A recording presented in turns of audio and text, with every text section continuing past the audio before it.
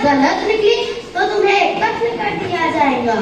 बादशाह ने माँ को बुलाकर पूछा तो माँ ने कहा, बेटा कैदी सच कहता है, तुम्हारे वालिद नानबाई थे, तरक्की करते करते बादशाह बन गए। बादशाह ने कैदी से ताज्जुब से पूछा, तुम्हें कैसे मालूम हुई ये बात?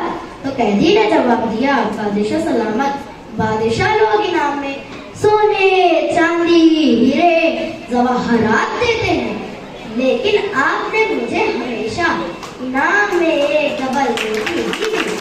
इससे मैंने अंदाजा लगाया कि आप किसी नानबाई के बेटे हो सकते हैं।